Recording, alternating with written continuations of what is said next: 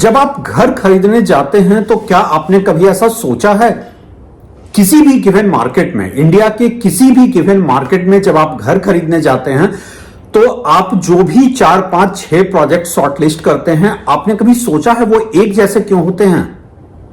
Specification, amenities, सब कुछ एक जैसा क्यों होता है? नमस्कार, मैं हूं रवि सिन्हा और आज के इस वीडियो में मैं वो मुद्दा उठाऊंगा कि क्यों एक होम बायर के पास लिबर्टी ऑफ चॉइस नहीं होता। क्यों कि इंडिया की किसी भी प्रॉपर्टी मार्केट में जब वो जाता है तो उसके लिए सारे प्रोजेक्ट एक जैसे होते हैं। ऐसा इसलिए है कि इंडियन रियल एस्टेट में ये होम बायर नहीं, ये बिल्डर डिफाइन करता है कि डिमांड कहां है, क्या है, कैसा है। जब भी एक बिल्डर डिफाइन करता है तो बिल्डर कैसे डिफाइन करता है कि डिमांड कहां पे है, किस लोकेशन में है, किस तरह के एमिनिटीज की डिमांड है? वो इसलिए क्योंकि या तो बिल्डर अपने गट फीलिंग पे लॉन्च करता है या एक पीयर प्रेशर होता है कि मेरे सारे कॉम्पिटिटर ने इस गिवन मार्केट में लॉन्च किया है, मतलब यहां पर डिमांड होनी चाहिए। यही वजह है कि आपके पास किसी भी एक लोकेशन में वैरायटी देखने को नहीं मिलती है। क्या ये ट्रेंड बदलना चाहिए? एक बेंगलोर के गिवन मार्केट में जो मैंने रिसेंटली देखा है, एक डेवलपर ने इस ट्रेंड से अलग, इस लकीर से अलग उठकर काम करने की कोशिश की है। उस डेवलपर ने मार्केट फिजिबिलिटी स्टडी, बहुत सारे डेवलपर्स करते हैं, उस बिल्डर ने न सिर्फ मार्केट फिजिबिलिटी स्टडी किया बल्कि वहां पे कंज्यूमर साइकोग्राफ स्टडी किया है। इंडिया के जितने large listed organised real estate developers हैं, उन्होंने भी कभी इस तरीके से नहीं सोचा था।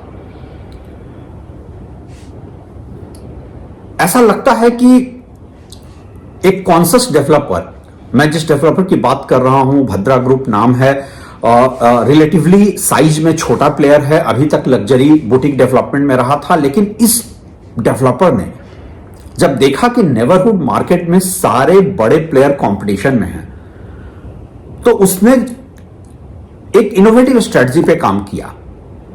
उसने समझना चाहा कि यहां पे बायर कौन है, बायर के डिमांड्स क्या हैं, वो किस तरह के प्रोडक्ट्स में इन्वेस्ट करना चाहते हैं। ये स्ट्रेटजी जहां बिल्डर नहीं, बायर डिफाइन कर रहा है कि प्रोजेक्ट कैसा होना चाहिए, ये अपने आप में एक बहुत इनोवेटिव कॉन्सेप्ट है, बिल्कुल नया कॉन्सेप्ट है।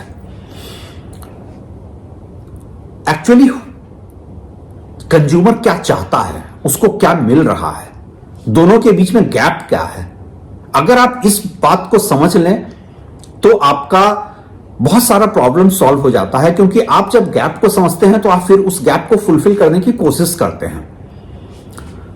प्रॉब्लम इंडियन रियल एस्टेट में यह है कि कंज्यूमर के पास कोई लिबर्टी ऑफ चॉइस नहीं है, उसका फीडबैक कोई डेवलपर नहीं लेता है।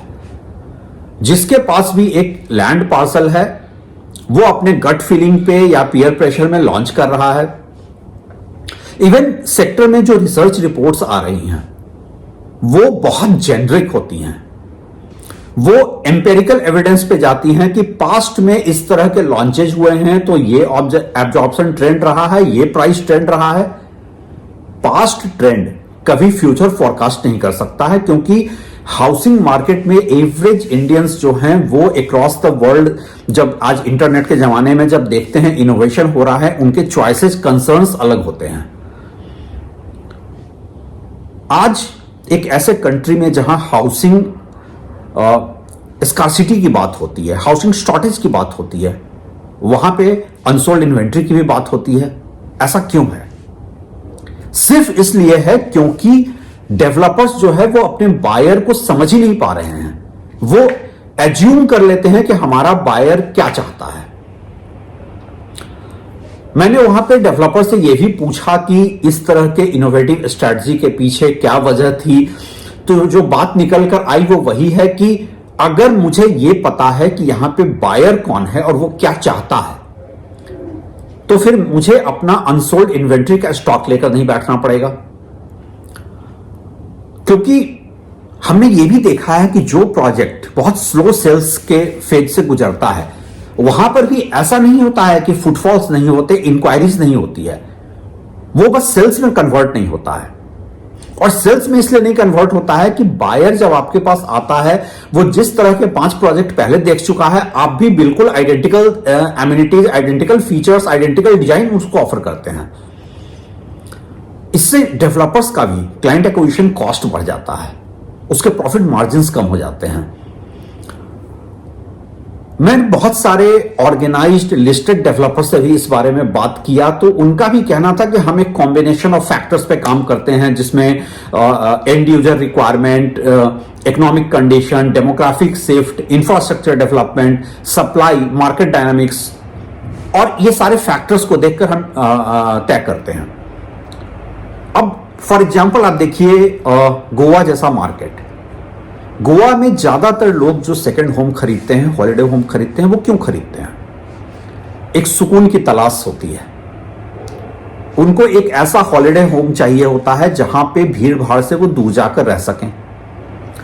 लेकिन मैं जितने गोवा के नए लॉन्चेस के डेवलपर से बात करता हूं, सब के सब मुझे इंफ्रास्ट्रक्चर डेवलपमेंट की बात बताते हैं, अपकमिंग एयरपोर्ट की बात बताते हैं। वो ये नहीं समझ पा रहे हैं कि वहां पे बायर जो है वो उसको आप इंफ्रास्ट्रक्चर नहीं बेच सकते। वो मेट्रो सिटीज में रहता है, वो यहां सुकून की तलाश में आता है, सेकंड होम की तलाश में आता है। इंडिया का जो डेमोग्राफिक लैंडस्केप है वो इतना डाइवर्स है कि आप उसको एम्पेरिकल डाटा से कोरिलेट करके नए प्रोजेक्ट लॉन्च नहीं कर सकते हैं। बायर्स के कंसर्न्स क्या होते हैं?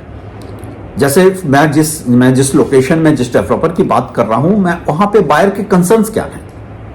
उनको 100% वास्तु कॉम्प्लायंट घर चाहिए, उनको डिजाइन ऐसा चाहिए कि उनके मेन डोर के बिल्कुल सामने पड़ोसी का मेन डोर नहीं हो, चूंकि वहां पे एक कल्चरल रिलीजियस फैक्टर है। ज्यादातर प्रोजेक्ट्स इन सब एस्पेक्ट को नहीं समझ सकते हैं जब तक उन्होंने कंज्यूमर का फीडबैक नहीं लिया है। ज्यादातर इंडिया के जो प्रोजेक्ट्स हैं वो कंज्यूमर सेंट्रिक नहीं है, वो बिल्डर सेंट्रिक है। एक जो साइंटिफिक स्टडी ऑफ कंज्यूमर साइकोग्राफ जो एक बहुत बड़ी जरूरत होती है, उसको ये लोग नहीं समझ पा रहे हैं।